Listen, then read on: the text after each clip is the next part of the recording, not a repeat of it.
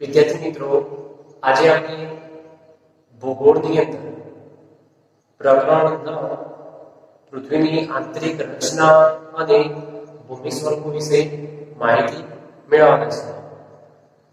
આપણી જે પૃથ્વી રહી એક એવો ગ્રહ છે કે જેના પર વિકસિત જીવન જોવા મળે છે. આપણી પૃથ્વી છે એની ઉપર ઘણી બધી જીવસૃષ્ટિઓ છે તે અસ્તિત્વની અંદર આવેલી છે. આ પૃથ્વી પર પક્ષીઓ, માનવો, પશુઓ આ બધા જ રહે છે. અન્ય અવકાશી પિંડોની જેમ પૃથ્વીનો આકાર પણ ગોળાકાર છે. આપણને ખબર છે કે અવકાશની અંદર જે પણ ગ્રહો કે અન્ય અવકાશી પિંડો છે એમનો આકાર કેવો છે તો એ ગોળાકાર સ્વરૂપે રહેલા છે. એ જ પ્રમાણે આપણી પૃથ્વી છે એનો પણ આકાર કેવો છે તો ગોળાકાર પ્રમાણે આપણી પૃથ્વીનો આકાર છે. તેમાં અંદર અને બહાર સતત પરિવર્તન થતું રહે છે. આપણી જે આ પૃથ્વી રહે એ પૃથ્વીના અંદરના ભાગે અને પૃથ્વીના બહારના ભાગે સતત એની અંદર શું થતું રહે છે તો પરિવર્તન આપણને જોવા મળે છે. શું આપણે એવું વિચાર્યું છે કે પૃથ્વીના આંતરિક ભાગની અંદર શું હશે? પૃથ્વી કેવા પદાર્થોની બનેલી છે? આ પ્રશ્નો આપણા મનની અંદર થતા હશે. તો આપણે એના વિશે આગળ હવે ચર્ચા કરીએ. પૃથ્વીનો આંતરિક ભાગ કે પૃથ્વીનો ભૂગર્ભનો ભાગ. આપણી જે પૃથ્વી રહી એ ઉપરના ભાગેથી મોસંબી જે રહી એ મોસંબી જેવી આપણને લાગે છે, એટલે કે ગોળાકારની અંદર એનું સ્વરૂપ છે. બીજું, જ્યારે એની અંદરના ભાગે આપણે જોવા જઈએ તો ડુંગળીની માફક એક ઉપર એક શું આવેલા છે તો એના સ્તર એટલે કે પડો છે એનાથી ગોઠવાયેલ અનેક સ્તરોની બનેલી છે. પૃથ્વી સપાટીના સૌથી ઉપલા સ્તરને ભૂકવચ કહે છે. આપણી જે પૃથ્વી રહે એ પૃથ્વીનો સૌથી ઉપરનો જે ભાગ એને આપણે શું કહીશું તો ભૂકવચ, એટલે કે જે પણ પૃથ્વીનું રક્ષણ કરે છે તે પડ તરીકે આપણે એને ઓળખીશું. આ પડ જે રહી તે સૌથી પાતળું સ્તર હોય છે. જે પ્રકારે મોસંબીના ઉપરના ભાગનું જે પડ રહે એ કેવું હોય છે પાતળું, તો એ જ પ્રમાણે આપણી પૃથ્વીનું ઉપરનું જે ભૂકવચ રહે એ પણ કેવું છે પાતળું છે. એ ભૂમિખંડ પર આશરે 35 કિલોમીટર સુધી હોય છે.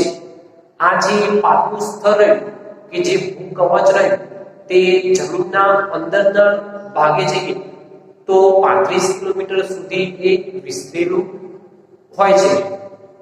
ભૂમિખંડની સપાટી ખાસ કરીને સિલિકા અને એલ્યુમિના જેવા ખનિજોની બને છે. જે ભૂમિખંડ રહ્યો એટલે કે જમીનનો વિસ્તાર છે એ ખાસ કરીને કયા પદાર્થોની બનેલી છે તો એક તો સિલિકા એટલે કે રેતી છે તે રેતીની, અને બીજું એલ્યુમિના જે રહે એ બંને ખનિજોની બનેલી છે. તેથી તેને શિયાળ કહેવામાં આવે છે. અને એના કારણે જે પણ ભૂમિખંડની સપાટી છે એટલે કે ઉપરનો જે ભાગ રહ્યો એને બીજા કયા નામે ઓળખવામાં આવે છે તો શિયાળના નામે ઓળખવામાં આવે છે. હવે સી એટલે સિલિકા અને એલ એટલે એલ્યુમિના. આ રીતે એનું આખું નામ શિયાળ બનેલું છે. મહાસાગરનું કવચ જે રહ્યું તે મુખ્યત્વે સિલિકા અને મેગ્નેશિયમનું બનેલું છે. જે મહાસાગરો રહ્યા આમાં 4 મહાસાગરો કે જેની અંદર પાણી ભરાયેલું છે એ મહાસાગરનું જે પણ પડ રહ્યું તે શેનું બનેલું છે તો સિલિકા અને મેગ્નેશિયમનું બનેલું છે. તેથી તેને સીમા કહેવામાં આવે છે અને એના કારણે એનું ટૂંકું નામ શું કહેવામાં આવશે તો સીમા તરીકે એને ઓળખવામાં આવે છે. હવે જોઈએ તો સી એટલે સિલિકા અને મા એટલે મેગ્નેશિયમ. આ બંનેનું મિશ્રણ થઈ મહાસાગરનું જે કવચ રહ્યું તે બનેલું છે. આ કવચની બરાબર નીચે મેટલ હોય છે. પૃથ્વી આપણી છે ને એ પૃથ્વીના ભૂમિ સપાટી ઉપરથી 35 કિલોમીટર અંદર જઈ અને ત્યાર પછીનું જે પડ શરૂઆત થાય છે એ પડ શેનું હોય છે તો મેટલનું હોય છે, જે આશરે 2900 કિલોમીટરની ઊંડાઈ સુધી ફેલાયેલ હોય છે. 35 કિલોમીટર પછી જે મેટલનું પડ આવે છે એની ઊંડાઈ કેટલી છે તો 2900 કિલોમીટર સુધીની છે અને એ ભાગની અંદરથી આપણને શું મળે છે ઘણી બધી ખનિજો આપણને પ્રાપ્ત થાય છે. પૃથ્વીનું સૌથી આંતરિક સ્તર ભૂગર્ભ છે, જેની ત્રિજ્યા આશરે 3500 કિલોમીટર જેટલી છે, જે ખાસ કરીને નિકલ અને ફેરસનું બનેલું હોય છે. આ જે પૃથ્વીનું ભૂગર્ભ રહ્યું એ શેનું બનેલું છે તો નિકલ અને ફેરસનું બનેલું છે તથા તેને નિફે કહેવામાં આવે છે. એટલે કે ની એટલે નિકલ અને ફે એટલે કે ફેરસ એ નામે પણ એને ઓળખવામાં આવે છે. કેન્દ્રીય ભૂગર્ભમાં તાપમાન, દબાણ અને પદાર્થોની જે ઘનતા એ ખૂબ જ વધુ હોય છે. અંદરના ભાગે તાપમાન છે એ પણ કેવું છે તો વધારે છે. એનું દબાણ છે, દબાણ પણ વધારે પ્રમાણની અંદર લાગે છે અને એની ઘનતા એ પણ વધારે પ્રમાણની અંદર જોવા આપણને મળે છે. હવે આપણે જોઈએ તો બાજુની આકૃતિ તમને આપેલી છે. એ આકૃતિની અંદર હવે આપણે નજર કરીએ તો પૃથ્વીના કદનો માત્ર 0.5% ભાગ છે ને એ ઘન ઉપડો છે. એટલે કે જે તમને લીલા રંગ જેવું ઉપરનો જે ભાગ દેખાય છે એ કયો છે પૃથ્વીનો માત્ર ઘન ઉપડો છે કે જે ઠંડુ પડી ગયેલું છે. ત્યારબાદ એના પછીનો ભાગ કે જે પીળા રંગનો તમને ભાગ દર્શાવેલો છે તે 16% મેટલ છે. એટલે કે જે પીળા રંગનો ભાગ આપેલો છે એની અંદર શું આવેલું છે તો મેટલ આવેલી છે, એટલે કે ખનિજો છે તે ધરાવે છે.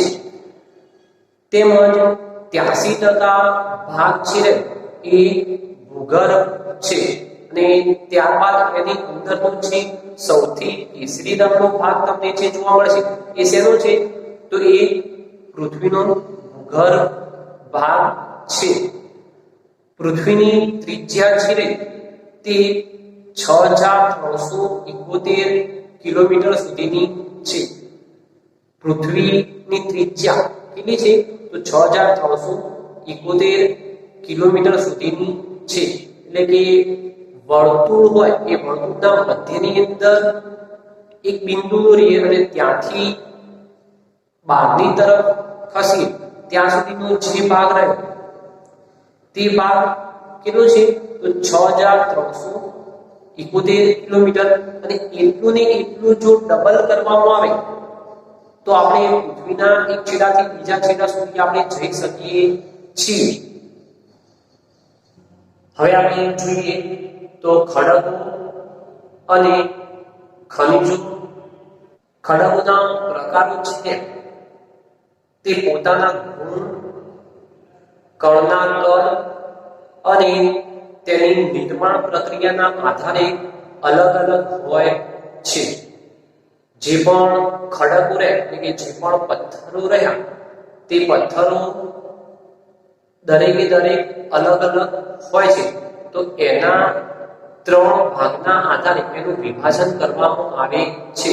એક તો જે પણ પથ્થર એનો ગુણ કેવો છે, ત્યારબાદ એનું કદ છે એ કદ મોટું છે નાનું છે એ બાબતની અંદર, અને તેની નિર્માણ પ્રક્રિયા એટલે કે તે ક્યારે બનેલો હશે એનો આધાર લઈ ખડકનો પ્રકાર નક્કી કરવામાં આવે છે.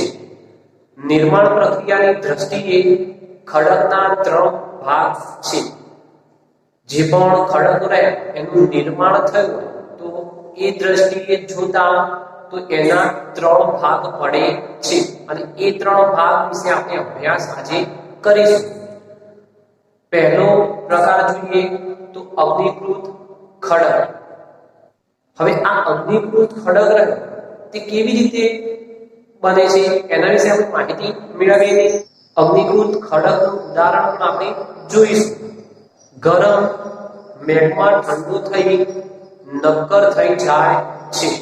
પૃથ્વીના પેટાળની અંદર જે રહેલું મેગ્મા રહે તે ગરમ હોય છે અને તે સમય જતાં ઠંડુ પડી જાય છે. આ પ્રકારે બનેલ ખડકને અગ્નિકૃત ખડક કહે છે.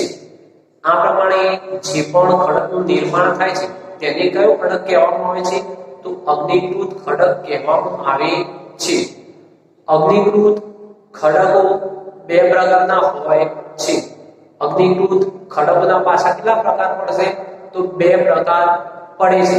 એમાં એક આંતરિક ખડક અને બીજું બાહ્ય ખડક. હવે આપણે આ બંને પ્રકારો વિશે માહિતી મેળવીશું કે આંતરિક ખડક કોને કહેવાય અને બાહ્ય ખડક કોને કહેવાય. શું તમે જ્વાળામુખીમાંથી લાવા રસ નીકળતો જોયું છે? એની કલ્પના તમે કરી છે? વાસ્તવમાં અગ્નિની જેમ બહાર નીકળતો લાલચુળ પ્રવાહ જે રહ્યો તે મેગ્મા જ લાવા છે. જે પૃથ્વીના અંદરથી બહાર નીકળતો લાલ કલરનો પ્રવાહી રહ્યો તે શું છે તો એ મેગ્મા એટલે કે લાવા છે.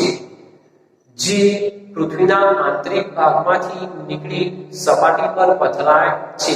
આ જે અંદરનો લાવા રહ્યો એ બહાર નીકળતો ધીમે ધીમે પૃથ્વી સપાટી ઉપર એ શું થાય છે તો પથરાય છે. જ્યારે પ્રવાહી લાવા જે રહે તે પૃથ્વી સપાટી પર આવે છે અને તે ઝડપથી ઠંડો થઈ નક્કર બની જાય છે. જે પણ નીચેનો લાવા રહે તે પૃથ્વી સપાટી પર આવે છે પ્રવાહી સ્વરૂપે અને તે સમય જતાં એ ઠંડુ નક્કર બની જાય છે. ભૂકવચ પર જોવા મળતા આવા ખડકને બાહ્ય અગ્નિકૃત ખડક કહે છે. આ પ્રમાણે જે પણ ખડકો આપણને જોવા મળે છે તે ખડકને શું કહેવામાં આવશે તો બાહ્ય અગ્નિકૃત ખડક તરીકે ઓળખવામાં આવે છે. કેમ કે તે પૃથ્વી સપાટીના કયા ભાગની અંદર આપણને જોવા મળે છે? બહારના ભાગની અંદર જોવા મળે છે. તેની સંરચના જે રહી એટલે કે એની ગોઠવણી જે રહી તે ખૂબ નાની દાણાદાર હોય છે. એટલે કે એક કણ સાથે બીજું કણ પાસે જોડાયેલા હોય છે. દ્રષ્ટાંત તરીકે આપણે જોઈએ તો બેસાલ્ટ જે રહ્યો તે આ બાહ્ય અગ્નિકૃત ખડકનું એક ઉદાહરણ છે. હવે આપણે જોઈએ તો આંતરિક અગ્નિકૃત ખડક કોને કહીશું તો પ્રવાહી મેગ્મા જે રહે તે ક્યારે ભૂકવચની અંદર ઊંડાઈએ જ ઠરી જાય છે. જે પણ પ્રવાહી મેગ્મા રહે એ ક્યારે પૃથ્વી સપાટી ઉપર બહાર આવવાને બદલે તે પૃથ્વીના અંદરના ભાગની અંદર જ ઠરી જાય છે. અને આ પ્રકારે બનેલ નક્કર ખડકને આંતરિક અગ્નિકૃત ખડક તરીકે ઓળખવામાં આવે છે. ધીરે ધીરે લાવા ઠરવાના કારણે એ મોટા દાણાનું સ્વરૂપ ધારણ કરે છે. ધીમે ધીમે જે પણ લાવા રહ્યો એ ભૂગર્ભના અંદરના જ ભાગની અંદર ઠરતા તે પણ નક્કર બને છે અને તે મોટા દાણા સ્વરૂપે આપણને જોવા મળે છે. ગ્રેનાઇટ પથ્થર છે તે આંતરિક અગ્નિકૃત ખડકનું એક ઉદાહરણ છે કે જે અનાજ દળવાની ઘરઘંટી રહી એની અંદર જે પથ્થર આવેલો છે તે પથ્થર શેનો બનેલો હોય છે? તો આ આંતરિક અગ્નિકૃત ખડકનો એક બનેલો હોય છે. ત્યારબાદ આપણે બીજો પ્રકાર જોઈએ તો જળકૃત ખડક. ખડકો ઘસાય, અથડાય કે ટકરાઈને નાના ટુકડામાં ફેરવાય છે.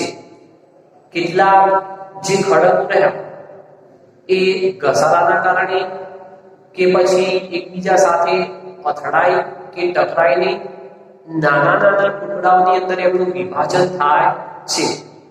આ નિક્ષેપ પવન, હવા, પાણી વગેરે દ્વારા એક સ્થળેથી બીજા સ્થળે પહોંચે છે અને તે જમા થાય છે.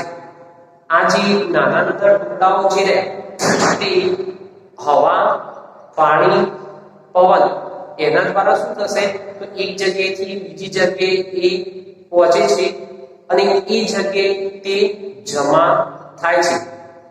આ નિક્ષેપિત ખડક દબાઈ અને નક્કર બની ખડકના સ્તર પર સ્તર બનતા જાય છે અને આ રીતે જે પણ ખડક તૈયાર થાય છે તેને આપણે શું કહીશું?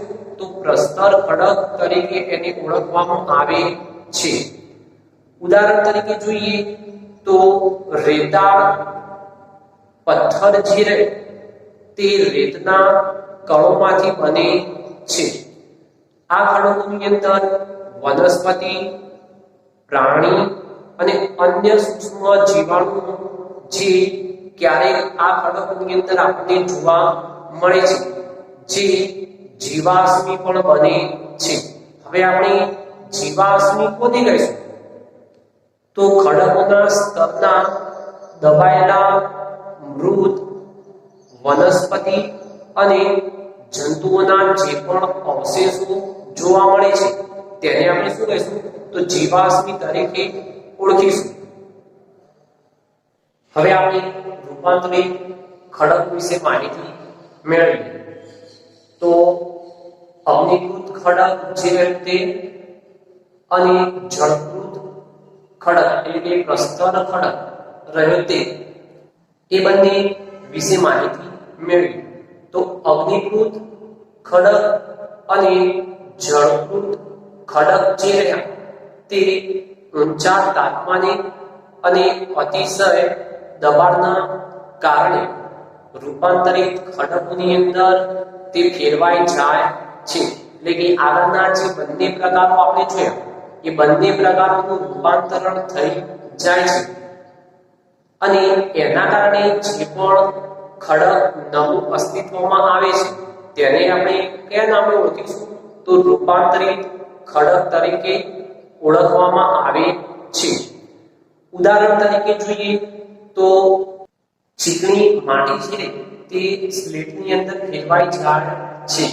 એટલે કે જે પણ સ્લેટની અંદર વપરાયેલી ચીકણી માટી છે તે કયા સ્વરૂપની અંદર આવશે? તો રૂપાંતરિત ખડકની અંદર તે અસ્તિત્વમાં આવશે. એ જ પ્રમાણે ચૂનાના પથ્થર જે રહ્યા તે આરસ પહાડની અંદર ફેરવાઈ જાય છે. એટલે કે ચૂનો છે તે આરસ પહાડની અંદર પરિવર્તન પામે છે. એટલે આરસ પહાડ છે તે કયા ખડકની અંદર આવશે? તો તે રૂપાંતરિત ખડકનું ઉદાહરણ બને છે. વિદ્યાર્થી મિત્રો, આગળ આપણે જોયું કે ખડકોના પ્રકારો જે રહ્યા એના વિશે માહિતી મેળવી. હવે આ જે ખડકોના પ્રકારો રહ્યા તે એક ખડકની અંદરથી બીજા ખડકની અંદર રૂપાંતરણ પણ થાય છે. જે પ્રમાણે પાણી રહ્યું એ પાણી સમુદ્રની અંદર હોય છે અને અંતે સમુદ્રની અંદર જે ભળે છે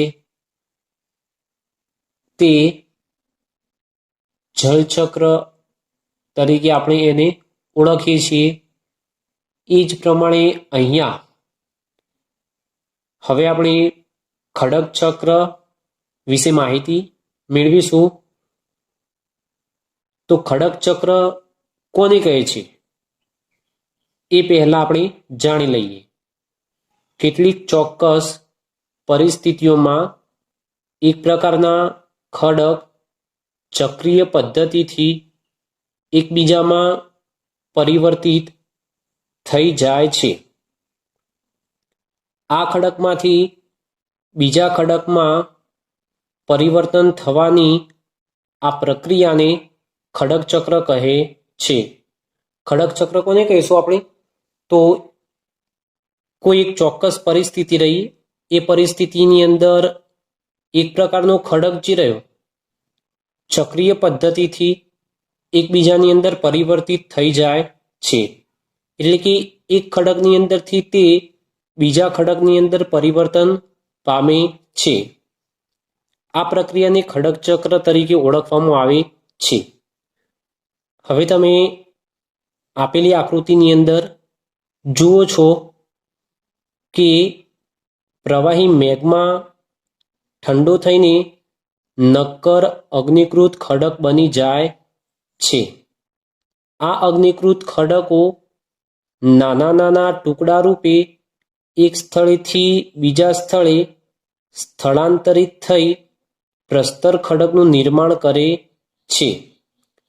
તાપમાન અને દબાણના કારણે આ અગ્નિકૃત અને પ્રસ્તર ખડક જે રહ્યા તે રૂપાંતરિત ખડકની અંદર બદલાઈ જાય છે.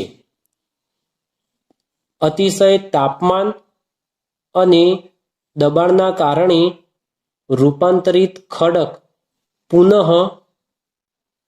એટલે કે ફરીથી પીગળીને પ્રવાહી મેઘમાં બની જાય છે.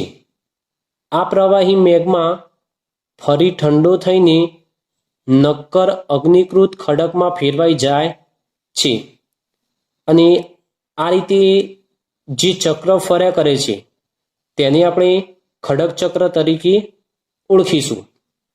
ત્યારબાદ આ ખડકો જે રહ્યા એ આપણને ખૂબ જ ઉપયોગી છે. કઈ કઈ રીતે આપણને ઉપયોગી છે તો એ પણ જાણીએ. નક્કર ખડકનો ઉપયોગ સડક, મકાન અને ઇમારતો બનાવવા માટે કરવામાં આવે છે. ખડક જે રહ્યા તે વિવિધ ખનિજોમાંથી બને છે. ખનિજ કુદરતી રૂપે જોવા મળતો પદાર્થ છે. જે ખનિજ રે એ ખનિજ કોને કહીશું આપણે? તો ખનિજ નિશ્ચિત ભૌતિક ગુણધર્મ અને નિશ્ચિત રાસાયણિક મિશ્રણથી બનેલી એ હોય છે. ખનિજ માનવ જાતિ માટે ખૂબ મહત્વનું છે. જે પણ ખનિજ રે એ ખનિજ માનવ જાત માટે ખૂબ ઉપયોગી છે. માનવ જાતિ જે રહી તેનો ઉપયોગ કરે છે. કઈ કઈ જગ્યાએ ખનિજોનો ઉપયોગ થાય છે એના વિશે હવે જોઈએ. કેટલાક ખનિજો જે રહ્યા તેનો ઉપયોગ ઈંધણ તરીકે થાય છે. જેમ કે કોલસો, કુદરતી વાયુ, ખનિજ તેલ અને પેટ્રોલિયમ. અને કેટલાક ખનિજો જે રહ્યા તે વિવિધ ઉદ્યોગો અને ઔષધિ બનાવવા પણ એનો ઉપયોગ થાય છે. જેમ કે લોખંડ, એલ્યુમિનિયમ, સોનું, યુરેનિયમ વગેરે. આ રીતે આપણને જે પણ ખનિજો રહી એ ઘણી બધી રીતે ઉપયોગી થઈ પડે છે.